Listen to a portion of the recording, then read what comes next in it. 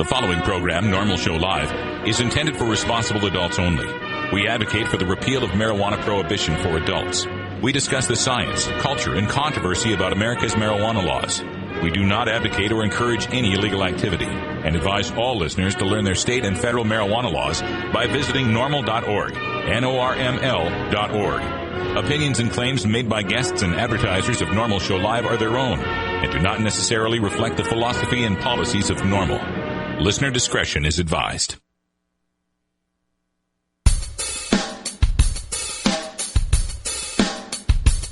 You take a seed, you plant it, you grow it, you dry it, you roll it, you smoke it. You take a seed, you plant it, you grow it, you dry it, you roll it, you smoke it, and it goes down smooth. Hey! Spanning the continent to bring you the truth about cannabis and marijuana law reform. I smoke pot and I like it a lot.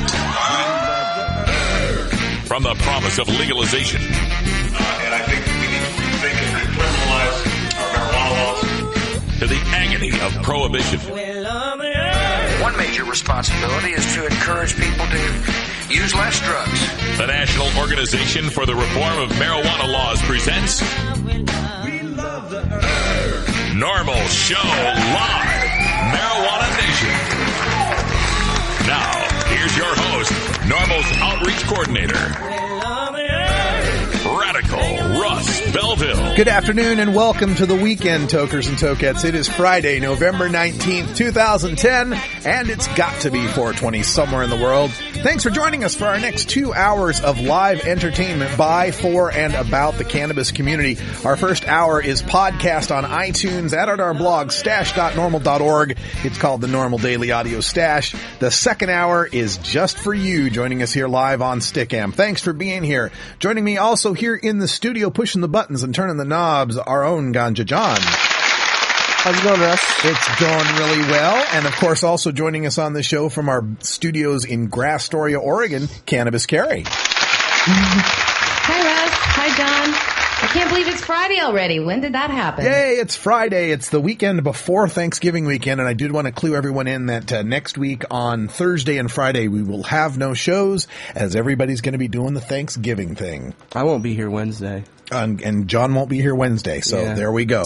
Everybody's got fair warning. Yeah. On today's show, we got plenty of stuff coming up. At half past the hour, we're going to talk with CelebStoner.com Steve Bloom to get the Celeb Stoner Entertainment Report. We'll learn all about the artists and musicians, sports figures, and so on that have been involved with the cannabis community in the news.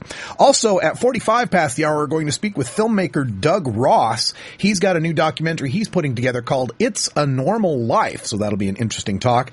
At 20 past, we have our Daily Toker Tunes Rockin' Friday today with Herb Thrasher. He's going to be bringing us some great rockin' music for today's Daily Toker Tune. But before we get to that, we have our hemp headlines with Cannabis Carrie right after the first break. So what's in the news today, Carrie? Well, it is Friday, so we're going to tie up some loose ends. We are going to look at the Leonhardt confirmation and let you know what's happening in that one. We haven't talked about K2 in a while, so we're going to talk about that.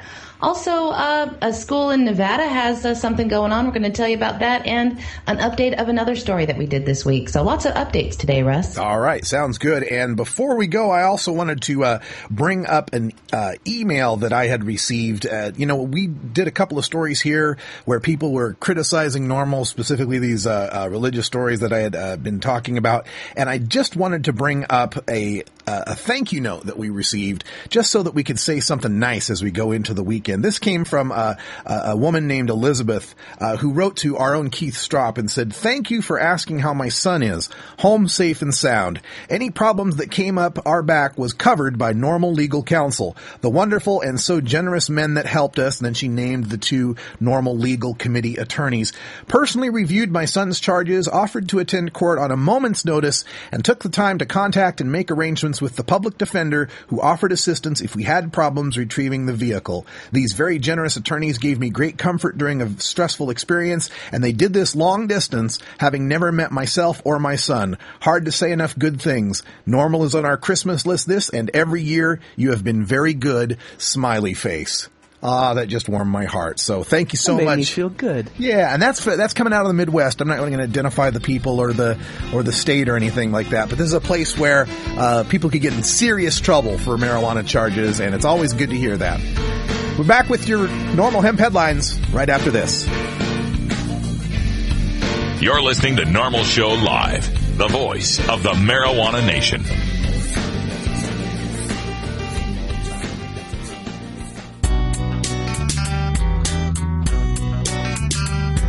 Look, when I was a kid, I inhaled frequently. That was the point. Remember, Mr. President, you once were just one bust away from being Barry the drug criminal.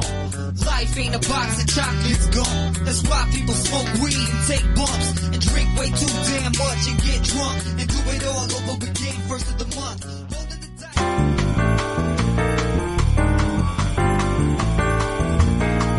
Medical marijuana, industrial hemp, consumer cannabis. It's time for this week's NORML News with Cannabis Carrie.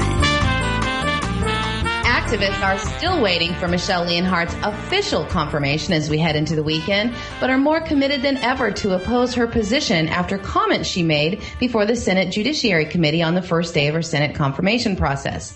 Leonhardt said that if confirmed to the position that she has already held for 3 years, she would expand the DEA's anti-cartel operations in Mexico and continue to enforce federal drug laws in states that have legalized medical marijuana.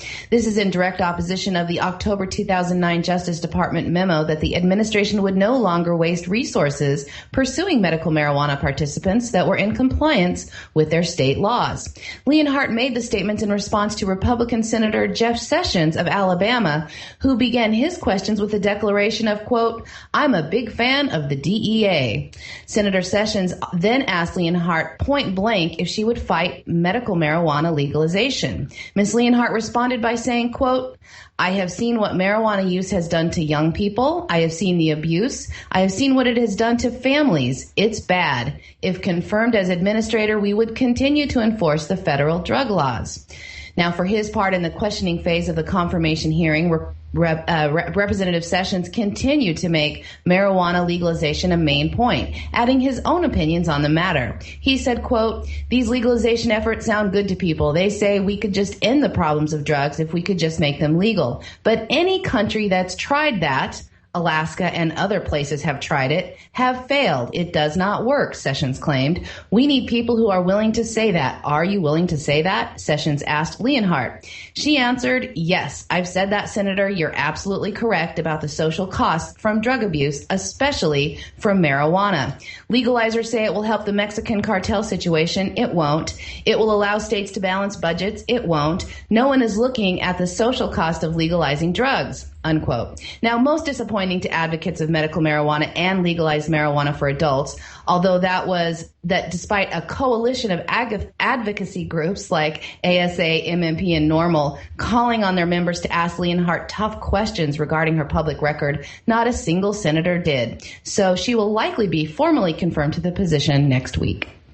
So she's got a cozy little cell for me and all my friends in federal prison. Well, yeah, and there's so much that I could say about the Leonhardt nomination, but I'd like her to take a look at this video that I've got that shows the people that she wants to lock up for medical marijuana. Let's run that video.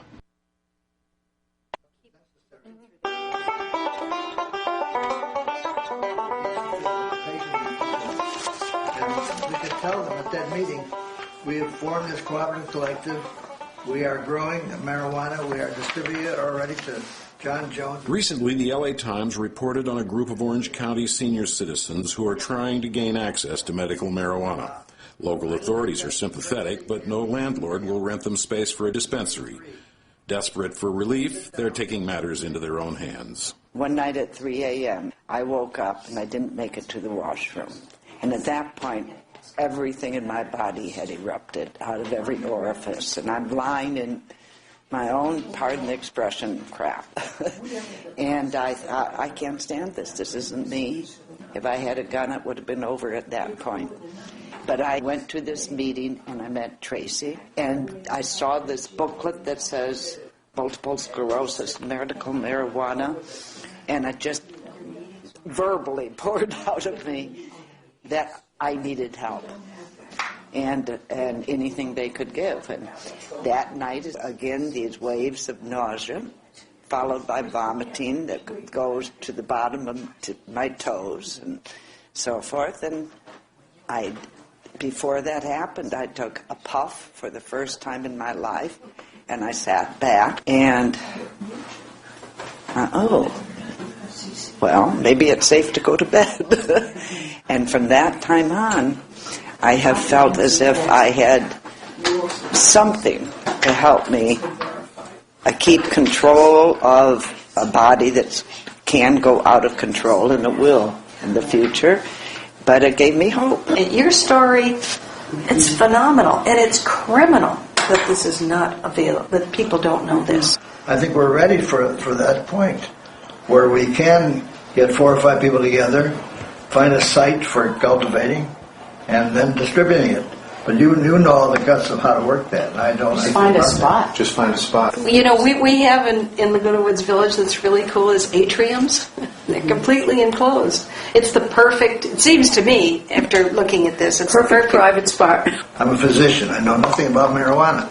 I need to make an appointment with Tracy to learn how to talk to patients and telling them how this can be used effectively. We'll build an army of patients. This basic information that you're going to give on this panel, which is that you can't become addicted, it's not going to interfere with anything. No deaths from marijuana. No deaths from marijuana. That was a stunt. But tremendous relief. Yeah. It's a whole new world. It gave me hope.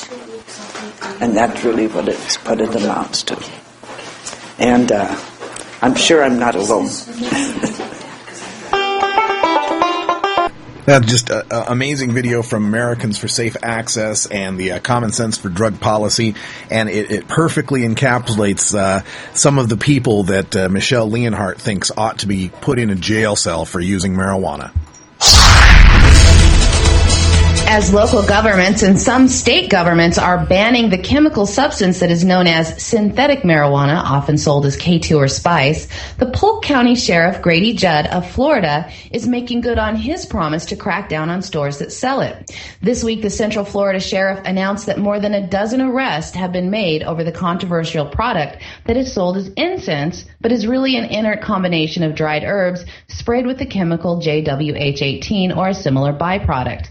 On Thursday, undercover detectives purchased the products at various outlets, and those clerks behind the counter were then arrested and charged with the sale of an imitation-controlled substance, a third-degree felony in Florida. Sheriff Judd says the effort is necessary since the product is often sold to children. Legislation is proposed for next year's session to classify the synthetic marijuana as an illegal narcotic.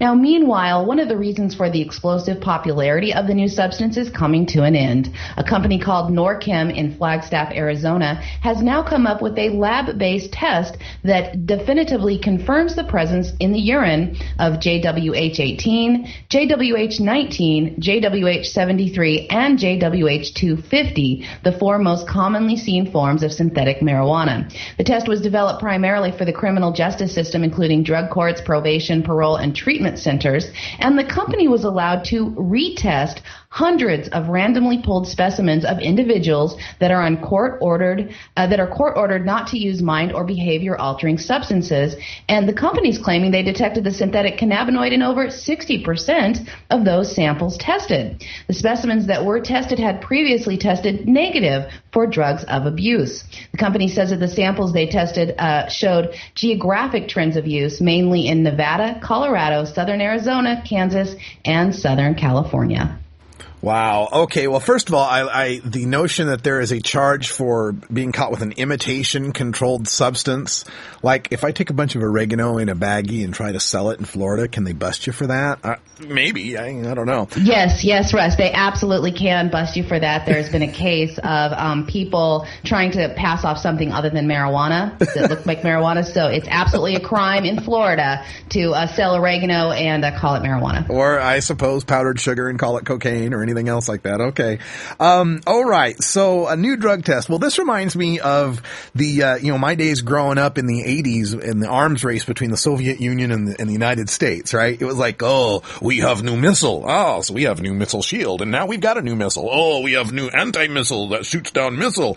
This is what's happening now with drug testing, is we're just creating more synthetic cannabinoids. They'll create more tests to catch them. We'll create more synthetic types of drugs. They'll create more tests to catch them. Everybody makes money as long as we're going to jail for getting high.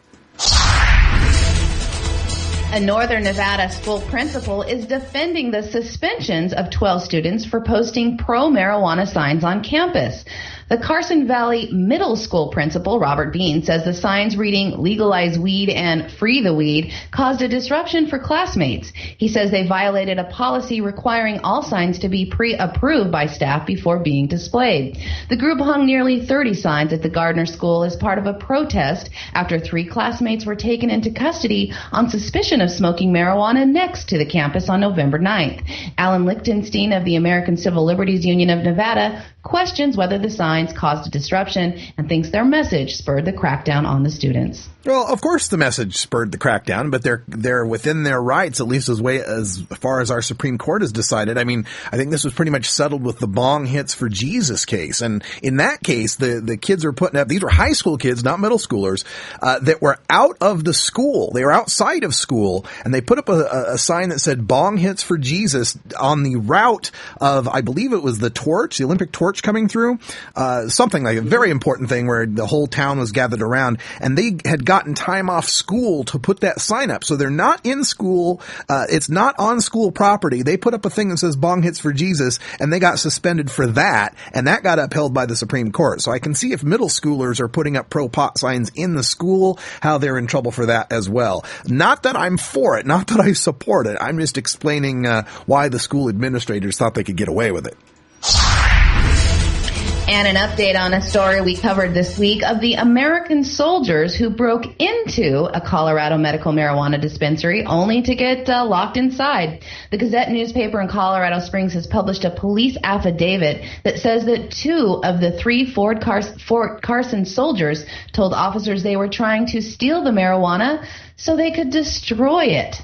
They said they did not plan on smoking it or selling it, but were on a mission to destroy the medical marijuana. At least 2 of the 3 soldiers remain behind bars in an El Paso County jail with a $10,000 bond each. All 3 are expected in court next Wednesday, November 24th.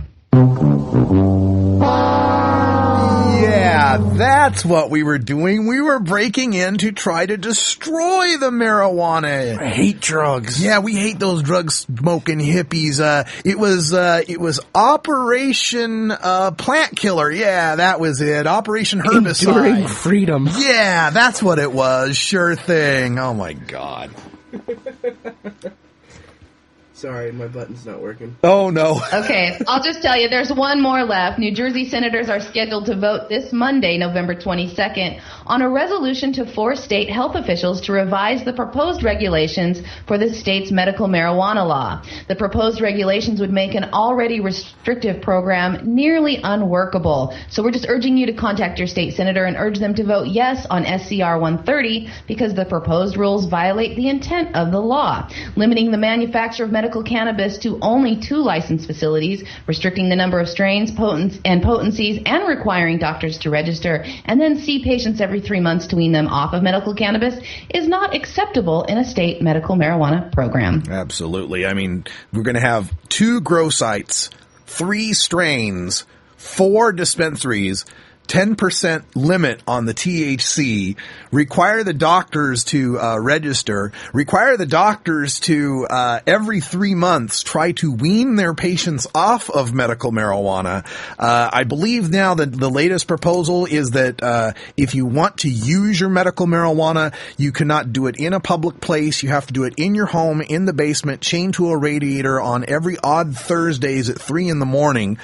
Come on now. This is obviously not the intent of the legislation. I mean, the first way you can tell that the intent of the legislation hasn't been obeyed is that the legislation, one of the groups that it protects are people who are terminal with less than 12 months to live. Right there, the intent of the legislation to try to help people out. You're stalling it so long, Governor Christie, that those people will be dead before there's any medical marijuana program that they can apply to. Talk about not following the intent of the legislation. You can go to our webpage at NORML.org. We've got a front page announcement about these New Jersey regulations and links that you can use to contact these New Jersey legislators. And remember, you don't have to live in New Jersey to make your voice known. You can call them and tell them what you think, that this is ridiculous. Implement the law as the people intended. I think it's time for a break. It is time for a break. It's 20 after the hour, and thanks everybody for joining us here. Everybody in the East Time Zone, 420. For the rest of us, it's 420 anyway. It's 20 after the hour, and we have to take a short break, if you know what I mean. Please support these sponsors who support NORML Show Live. Oh, have you ever met that funny reefer man? A reefer man. Have you ever met that funny reefer man? A reefer man. If he said he swam to China, he would sell you South Carolina. Then you know you're talking to that reefer man.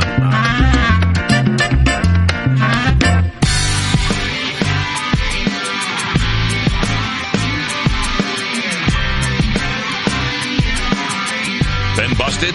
Need a lawyer? Call the NORML Legal Committee for an attorney near you. Find one at NORML.org. Remember, attorneys are cheaper than a lifelong criminal drug record. It's that freedom.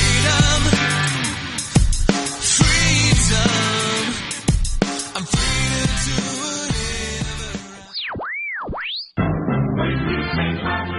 Marijuana and alcohol are the two most popular recreational drugs in America.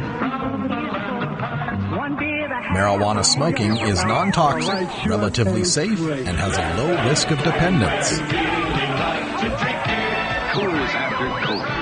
Alcohol drinking is potentially fatal, dangerous to society, and is quite addictive.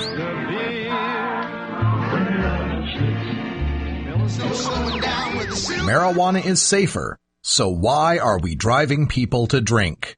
That's the question of the new book, Marijuana is Safer, So Why Are We Driving People to Drink? By Paul Armentano, Mason Tvert, and Steve Fox. Visit Amazon.com or ChelseaGreen.com today to order your copy of Marijuana is Safer, or visit MarijuanaIsSafer.com.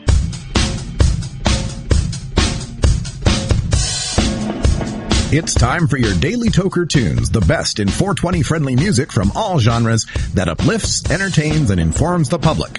Our PodSafe music is donated by freedom-loving musicians who support our goal of ending adult marijuana prohibition.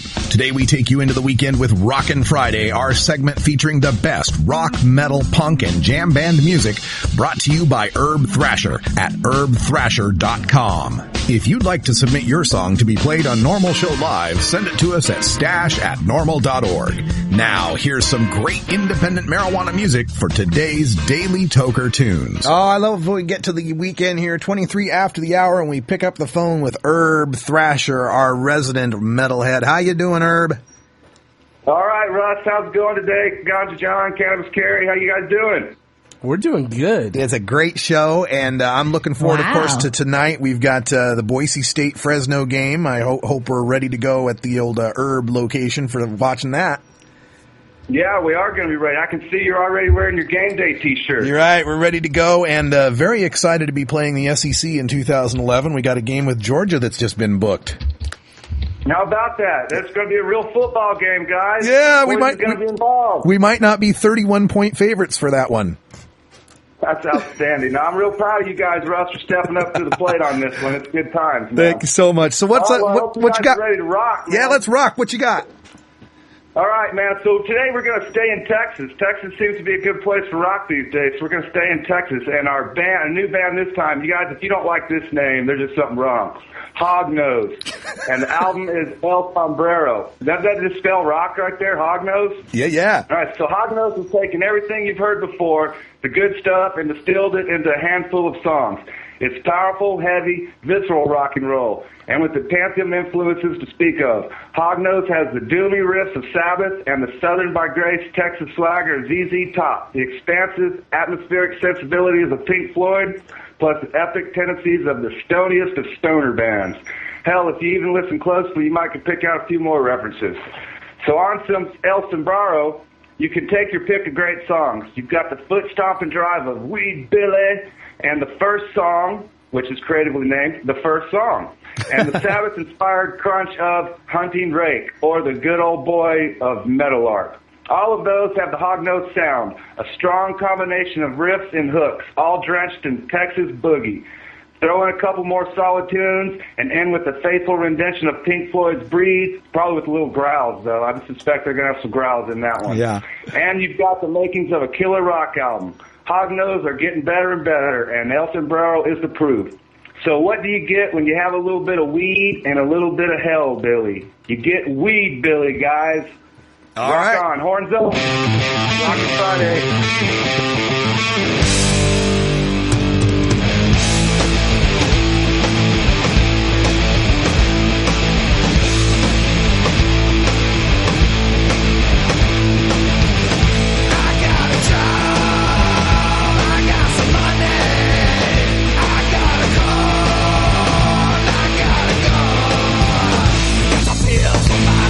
It's a pill for having fun. Sweet baby has a fresh mouth. Got a jaw like an alligator car. When she ain't dancing down at the honky tonk, she makes a job how to break 'em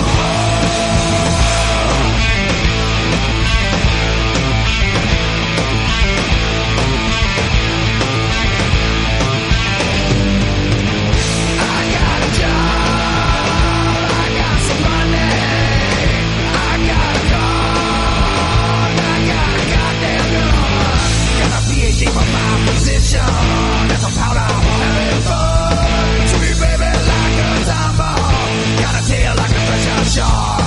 When she ain't talking about my philosophy, she makes a full-time job how to break 'em apart.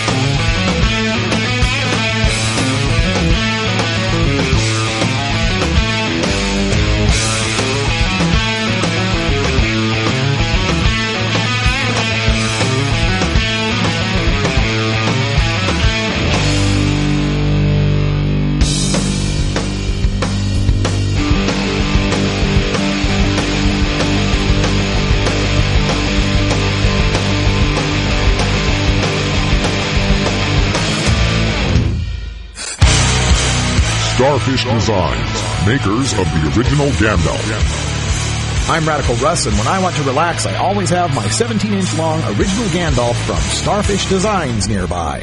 The hand-blown borosilicate glass is strong and easy to clean, and the design is sleek and sophisticated. Starfish Designs are available from Bend, Oregon at a glass retailer near you. For locations, call 541-788-GLASS. That's 541-788-4527. If I were to tell you that in America, right now, over 1 million children sell marijuana, what would you think? Would you think that any public policy that creates over 1 million teenage marijuana dealers needs to be re-examined and possibly amended? You would not be alone. The members of the National Organization for the Reform of Marijuana Laws, aka NORML, have been working since 1970 to reform marijuana laws such that responsible adults, not children, sell and use marijuana. Isn't it high time to reform America's misguided marijuana laws? This is Alan St. Pierre, Executive Director of NORML in Washington, D.C. Only concerned citizens can effectively end the federal government's nearly 70-year-old prohibition on responsible adult marijuana sales and use. Want to know more about how you can help? Contact us at NORML, toll-free, 888-67-NORML, or by visiting the organization's popular and informative webpage at NORML, NORML.org. Everyone move. When it gets inside nice. Marijuana culture is infused throughout America and the world. As we round out the week, we take a look at the 420 phenomenon in movies, TV, music, and sports with former High Times editor and author of Pot Culture, Steve Bloom, in our CelebStoner.com Entertainment News. Welcome back, everyone. 31 after the hour, and joining us from New York City is Steve Bloom from CelebStoner.com. Steve, great to talk to you again. Hey, Russ, how are you? I'm doing good. It might be the first time we've spoken since the election, so any thoughts about that before we get to the entertainment stories? I'm just so happy we won in Arizona. Yeah, it's a good thing. It gave us something to, because it was so depressing to lose, 4 elections on one night or 4 major ballot votes, and, it was great that we eked out that win in Arizona. Yeah, it's a good thing we squeaked through that, and the Kamala Harris taking the Attorney General's race out there in California. Good news as well. Yeah. There was other good stuff going on in California way that, made a lot of news. And that, of course, we saw the Dallas TV sports reporter reporting on the World Series. And, of course, Tim Lincecum is your top celeb stoner. Let's talk a little bit about the World Series and old Timmy. Well, it was a great thing, great to see the Giants win the first time in 56 years. I'm a New Yorker, and actually my father is an old New York Giants fan, so I'm a Met fan, so my National League allegiance really stems from that, and also my mother being from Brooklyn. Even though they now live in the Bronx and have long been Yankee fans, and I grew up a Yankee fan, but I switched when I was a kid, became a Met fan when the Mets started in the mid-'60s, and have followed them religiously ever since. We haven't had too much luck, but so with the Giants winning, it was kind of an extension. So I think there are a lot of Met fans rooting for the Giants. And then, in addition to all that, there was the stoner element with Tim Lincecum, having been arrested last year for marijuana and then having won 2 Cy Young Awards in his second and third years in the pros. And then we just followed him all year long as Celeb Stoner. He was sort of like our guy to watch, and he had a great year. He was 16-10. He didn't win his third straight Cy Young, primarily because he had a bad August. He lost 5 in a row in August, but came on really strong in September and helped lead the Giants into the playoffs. And he had a really terrific playoffs. He was 4-1. He won the final World Series game. He won the first game. He really should have been the MVP, but they gave it to Renteria because he got the big hit, 2 big hits in the World Series. So we were kind of like isolating on the Giants a lot all season long because of Tim. And then there were other elements, that, obviously San Francisco being, the most counterculture, big city in America, not to, diss Portland or any other of the great cities on the West Coast. And so, that alone, qualifies them to, to be a focus. Also, they had, where else would you have a Jerry Garcia night this year at a stadium? They devote, the 15th anniversary of Jerry's death, they did a tribute to Jerry Garcia with Jerry bobbleheads, the whole Jerry Garcia section. Bob Weir and Phil Lesh were there for the national anthem. Mickey Hart did a big kazoo thing on Take Me Out to the Ball Game. What fun. I wish I was there. And then furthermore, when Lincecum had his slump in August, it started this whole campaign to let Timmy smoke because people felt that maybe the reason why he wasn't pitching well is because, he couldn't smoke pot, at least during the season. They're probably watching him pretty closely and probably drug testing him. So, it was a little bit of a, an in-joke, that, maybe he needs a little assistance. And so there were all these T-shirts, and it was just a great thing. And then, as you say, during the World Series, there was that famous clip with the reporter, doing his on-site, pregame interview, and there's a bunch of people smoking, in the McCovey Cove area. It just added to all the fun. So, I was just really happy. I had nothing against the Texas Rangers, a really good team, but it was just sort of the Giants' year. Yeah, it was. I was actually driving down. Carrie and I were driving down I-5, probably on the 580 by the time this happened, but we were on our way to Oaksterdam, Prop 19 headquarters for our live coverage. And, you know me, I'm not really a baseball guy, but I'm flipping through the radio and, you can never find anything decent when you're on the road. But I found the ESPN feed of the game, and I had just turned it on, as Renteria was coming up to bat to hit that 3-run homer. And we listened to it from that point on. And I only was listening to it because I knew Tim Lincecum was playing. So there's definitely the Stoner tie-in on that. You definitely caught on a little late there, but at least you caught the best part. I caught the best part. Is my baseball experience for the year. We've also got all sorts of other stuff to talk about in the world of celeb stoner news. In the world of sports, you've got another couple of receivers here. One charged with DUI, the Bucs' top receiver, Mike Williams. Yeah, what's going on in the water in Tampa Bay? I mean, the last month or so, they've two of their receivers, leading receivers, have been arrested. One for marijuana, Jeremy Stevens. The usual car bus driving along gets stopped and smoked out car, or at least it smells enough to justify a search. And he was found with a little bit over an ounce. The Bucs didn't wait; they cut him. Yeah. They didn't even, wait to find out whether there was anything false about the arrest. They just let him go. He had a little bit of a track record. A lot of these guys do. So it's like if they get in trouble, the first sign of any more trouble, that's it. Now, this guy, Mike Williams, who got arrested last night, early this morning on a DUI in Tampa, he didn't, he actually didn't exceed the alcohol limit, but they still arrested him because they felt that, he had alcohol in his breath, or they believe he's glassy-eyed, and they brought him in for a urine test. They released him, and so, who knows what they're going to find in the urine test. And what's interesting about this guy, he's a draft pick for this year's Tampa Buccaneers, and he was a fourth-round pick out of Syracuse. He went kind of like he didn't go high in the draft because he had some issues at college, and so it kind of like he fell down the chart. But it turns out he became a starter, and he's the best receiver on the team. He's having a great season. He's got 5 TDs, 40 catches. He's up there in the NFL, leaders in yards and receptions. So now becomes the big question: does he play or not on Sunday? And this came up with the Jets about a month ago with Braylon Edwards having a DUI, and there was this big campaign in New York that he shouldn't play. The Jets decided they would bench him for a quarter. To try and calm down everybody. It's like, hey, we need Braylon Edwards on our team, and we need him to win. And the Jets are all about winning. I don't really think they care. They have assembled a cast of characters of the Jets, including Santonio Holmes, by the way. Right. Our Super Bowl stoner who won a big game for the Jets on Sunday.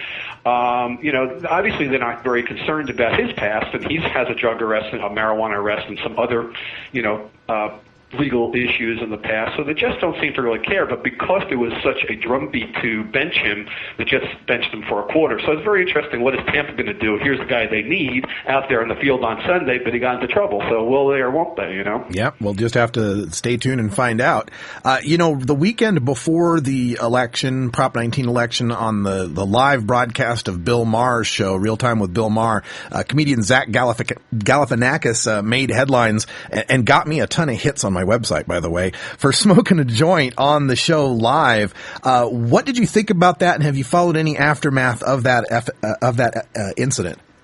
Well, it was great. I mean, Zach is sort of my new favorite. I've known him for a while, or followed him for a while. I actually met him at the Cannabis Cup years ago when nobody knew who he was. He had a VH1 show or an MTV show or something like that years ago that didn't last so very long. And he was a friend of a friend, came to the Cup and did a little comedy bit, and I met him there. And, I just generally following his career. Also met him with Doug Benson doing his Doug Benson Interruption show not too long ago. And, Zach's kind of a cool guy. He's sort of like in this new vanguard of like stoner comedy comic actors like Seth Rogen and Jonah Hill, and they're all kind of like, sort of out of the same mold in a sense where, they're not your classic leading men in movies, yet they're getting really good roles, and oftentimes in their roles they get to smoke pot. And so in this movie Due Date that's out right now, Zach, character, smokes pot pretty much throughout, and he basically, at the beginning of the road trip with Robert Downey in Due Date, he goes to buy some medical marijuana from somebody he finds on Craigslist, and it becomes an ongoing gag throughout the whole movie. He never puts down the weed. There's never like a negative consequence about it all. And so I think Zach might have been thinking a little bit to promote Due Date, okay, I'm going to go on the show and smoke, and also kind of promote the idea of, passing Prop 19. As it turns out, Bill Maher has said that it wasn't marijuana. It was, he said it was like clove or something. And Maher's joke was, hey, if it was real pot, I would have smoked it. And it was interesting because Zach lights up, and then he passes it across Bill to the lady, I forget her name, who was sitting, sort of across them. Right. And he doesn't pass it to Bill. And she looks at it, she smells it, doesn't smoke it. It almost seemed like they knew it was coming, like, hey, I'm going to do this. And then Maher's gag also was like, Zach's crazy, but he's not that crazy to smoke pot on the show. So it was more of I think a stunt than anything else. Yeah. I wonder, if it had any effect though on people's perceptions or may have changed the vote in any way. Any thoughts on that? Well, it couldn't have hurt, but obviously we lost by over 500,000 votes in California, so maybe he should have smoked too. Yeah, maybe. Okay. I also want to make sure that we talk about your new book that's out, The Reefer Movie Madness, the Ultimate Stoner Film Guide that you co-authored with Shirley Halperin. How is that going, and have you got any new dates for that book or stuff people need to know about? Well, right now we did it. The book came out October 1st, and so we did our sort of round of publicity, East Coast and West Coast. We had parties in L.A. and New York, and so kind of that is past, and now we're just going to do whatever comes along. Waiting, for maybe the next round of expos and stuff to go out there and promote the book. And if anybody would like me or Shirley to be at their film festival or be a judge or do something, that is connected to this, we're available. But we're just, basically promoting it as best as possible, using Celeb Stoner. Just posted a contest, a giveaway for a signed copy of the book. I'm asking people to send in their list of their top 3 favorite stoner movies, and then we're going to go through all of that and pick a winner. So, just, very much DIY, even though the book comes out through a nice major publisher, Abrams, here in New York, you really have to do it yourself. They're not going to really do that much for you. You really have to put on your thinking cap and say, okay, what else can I do?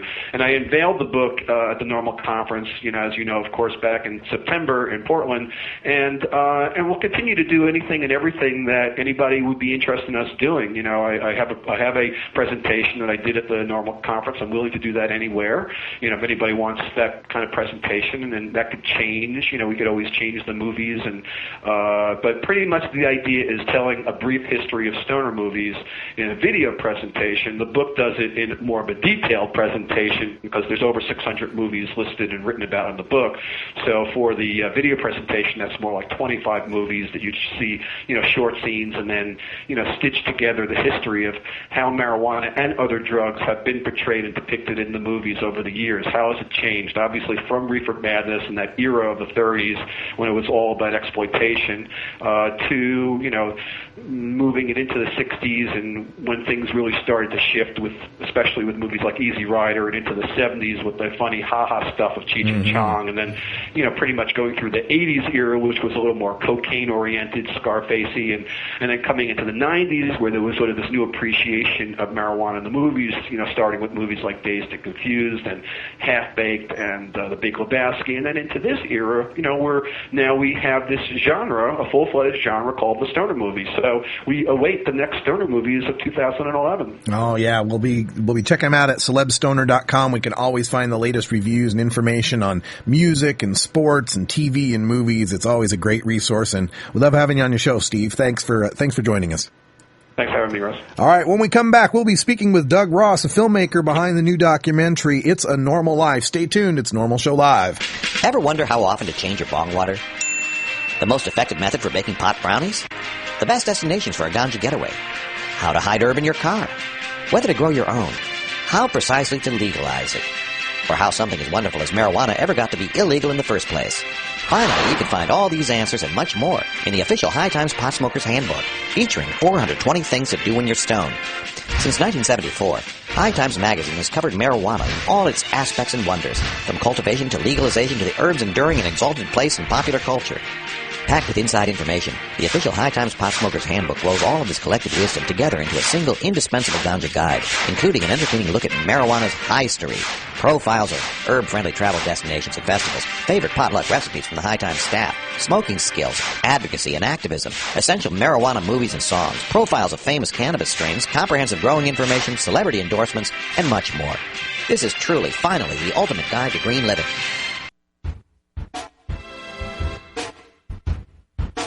If you like what you hear and would like to donate to the cause, send your check or money order to NORML Show Live, 1600 K Street Northwest, Suite 501, Washington, D.C., 20006. Your donation is a tax-deductible gift to the NORML Foundation and will be used to help support this online media. Thank you.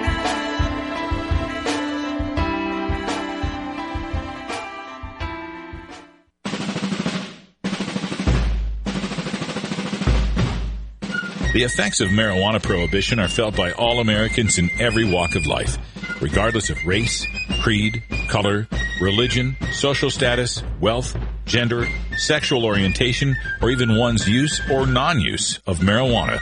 As the marijuana smokers lobby, NORML hears the stories of these average Americans and brings them to the attention of our policymakers and our fellow citizens in this segment we call NORML Newsmakers. Welcome back, everyone. 45 after the hour, and joining us by telephone is filmmaker Doug Ross, who's the man behind a new documentary that they're working on called It's a Normal Life. Doug, welcome to the show.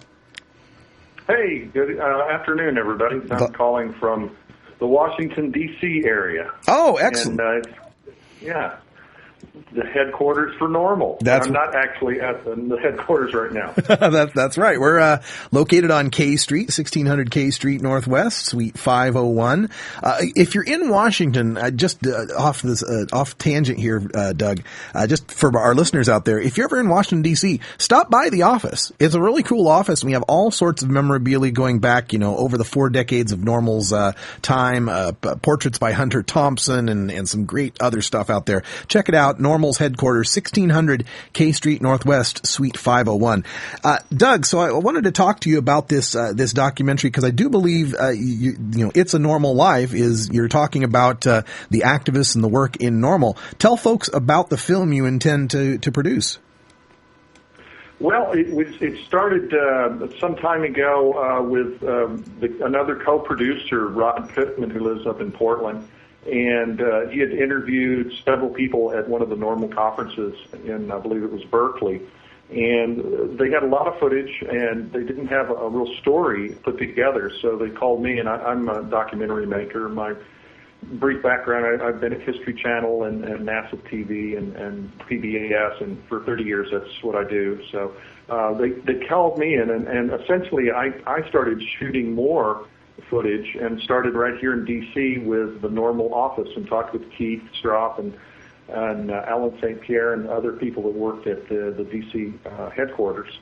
And then we went from there. I started interviewing people in the D.C. initiative for the proposition that actually won, and now D.C. will have medical marijuana starting in next year with I believe 4 dispensaries. And I said, well, let's do a trip. And so last summer, I started in Venice and Santa Monica and Los Angeles, and I worked my way up through San Francisco and Oakland and Berkeley and Portland, and wound up at the Hemp Fest in Seattle. Oh, and there was a side trip to Arcata and Humboldt County. Oh, good. And I essentially interviewed doctors, patients, activists, and regular folks, just the people that weren't, been involved. So with all this huge amount of people talking about the medical marijuana subject, now we have a story. And I've edited the thing down to about, I believe it's in 82 or 83 minutes, which is almost an hour and a half. And it's huge because we're talking all the different the patient's views and the normal activists and the history of it too. So what you'll see in this documentary is what's happening currently in different states, and you'll see the history of the medical marijuana movement and parts of NORMLs for people that don't know. So you get educated not only in the history of medical marijuana, but also what's happening right now. Now, everybody's wanting to see where is it, when's it going to be out? Well, we're dealing with two distributors right now, and we're trying to iron out how and where and when this thing will be released. But there is something on a website right now on YouTube. Now, you mentioned, I sent you a link, and I was hoping you'd gotten that. Yeah, let's see if we can pull that link up. Maybe we can get that video up on here while we're talking. And while I'm looking that up, I did have a question. You mentioned being out there in the Washington, D.C. area and speaking with people out there, the activists that were working on the D.C. medical marijuana, and then coming out here to the West Coast. What are some of the differences, or even what are some of the similarities between the activists working on the East Coast and the activists working on the West Coast?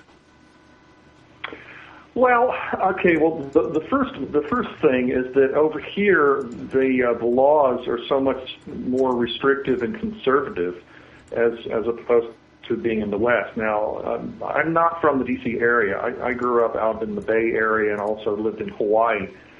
So I consider myself a Westerner to begin with. Most of my life I've lived over in the far West. And LA also. And so here, it's sort of a new topic, and people are fearful because they don't understand, and they see, and then they're sort of stereotyping the Western the folks of the old throwback of the hippie days and things. Mm-hmm. Yet everybody I talked to, and I spoke to them about the different strains and where it's at today, they're all like, wow, I'd try that.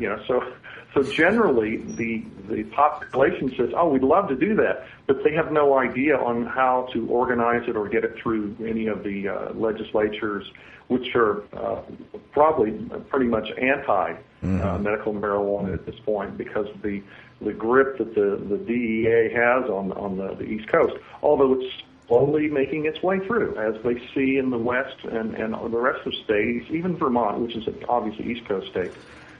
There is some cracks, and people are making some progress. So New Jersey and Maryland and now D.C., the District of Columbia, has passed some sort of laws that are helping.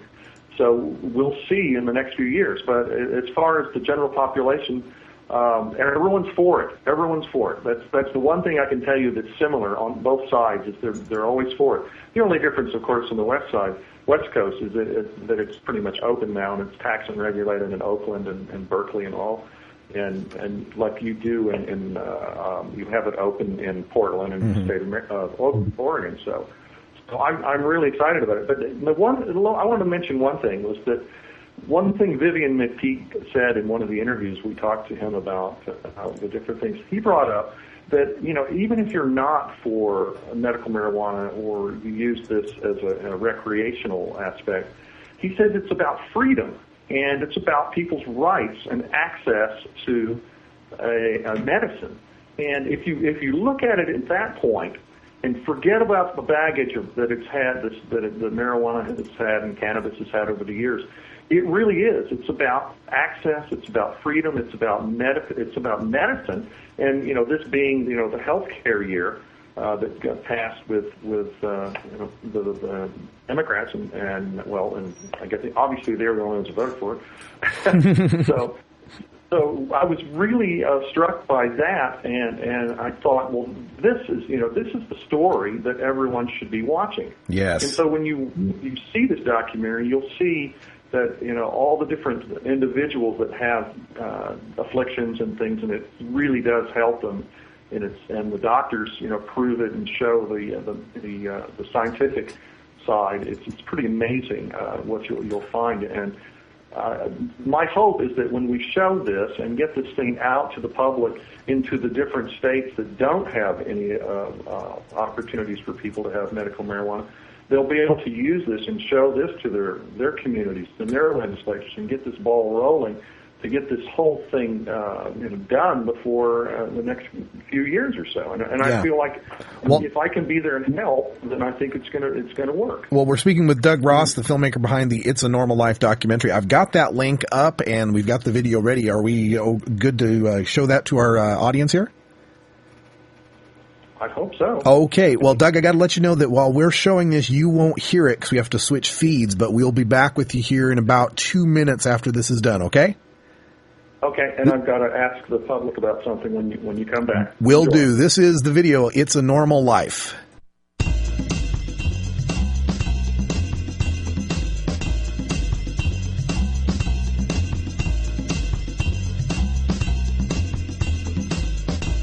Well, what is cannabis? Cannabis, of course, is a medicine. I think it's important to say that no medication is going to work for everybody all the time. It's a specific for migraines. It's a specific for seizures. The take on the plant is that it's symbiotic with the human. You can get something that's natural, that has literally zero side effects. Yet it works as almost a ubiquitous inhibitor of a lot of systems in the brain. The science is absolutely clear. The pharmaceuticalization of cannabis is just beyond the horizon. I think it's easier for men to come out and say they support it because women have a lot more on the line. You know, if they're mothers, then they have their kids on the line. So I tried it, and at first, it freaked me out. I had a few panic attacks. I have read enough on the subject of using marijuana for glaucoma that I'm convinced that it helps. It makes me really mad that I have to be a criminal to avoid getting blind. We know that cannabis can prevent Alzheimer's, it can prevent and cure cancer, and if it can reduce all these ailments and keep your stress level low, that adds years to your life before you're even sick. But once you just let go with it and just be, it does so many things. Opens consciousness, opens the doors of perception, expands consciousness, and puts you in a receptive state. And so the petrochemical, pharmaceutical, military, industrial, transnational, corporate fascist elite SOBs vilified the cannabis plant. We're all grown up now. We're not in the closet anymore. We don't give a fuck what you think. We smoke marijuana. I like to say when I give lectures, I start off by saying I smoke pot and I like it a lot. Part of what we're doing with Oregon NORML is trying to maximize the Oregon Medical Marijuana Act and try to help the patients that truly need the medicine. America's ready for a change in the marijuana laws.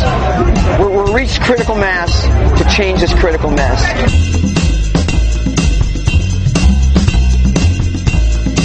Let's hope we can all live together in peace and harmony, love, and legalize marijuana, for God's sake. Oh, that's a great video. Of course, Ray Manzarek from The Doors was featured in that. Keith Stroup, Alan St. Pierre, Sabrina Fendrick, and even me. That's great. Thanks, Doug. And my personal hero, Doug Hyatt. Oh, yes. He's a wild man. Oh, yeah. I think he's a little more calm but that day he was pretty worked up, but I think he's pretty even-keeled guy most of the time. Oh, yeah, and Doug's working on legalization up there in Washington State, just another one of our NORML activists that are doing so much to try to end prohibition. You said you had a question for the public, Doug. Let's get to that. What's your question? Well, it was more of a plea, I guess.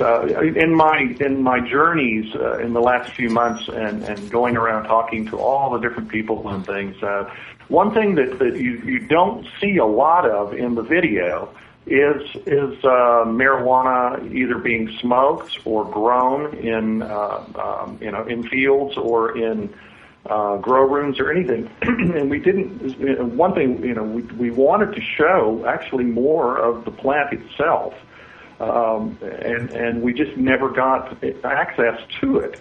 And I guess it was sort of like the old Hitchcock thing, where they call it a MacGuffin. They talk about it all the time, but you never see it. And I don't know. It's the public. I'm trying to make this documentary a little more democratic, where people can participate in it, as we did with the people in the video. I'm wondering if anybody out there has any high-def footage or nice photographs of different states of the plant, whether it's in grow rooms, whether it's in harvested or. Well, I'm sure we can get our listeners to put that together. Send me emails at stash@normal.org, high-def video or photos. We could definitely help you out, Doug. I would love to add it to the video. Not that it needs to be more links, but I think when people talk about it at great length, I'd like to show it. And I can understand why they didn't allow us. Yeah, it's always difficult when we're doing these films. We've got to wrap things up, Doug. I'm sorry about that, to have to cut you off, but we got 1 minute left here. Want to thank everyone for joining us here for hour one of the show. For Cannabis Carrie, Ganja John, I'm Radical Russ. And Doug, we'll be back for hour two. If you want to stay on the line, we can continue talking. Okay, great. All right, coming up in hour two, more with Doug Ross. And until next time, take care of each other, tokers.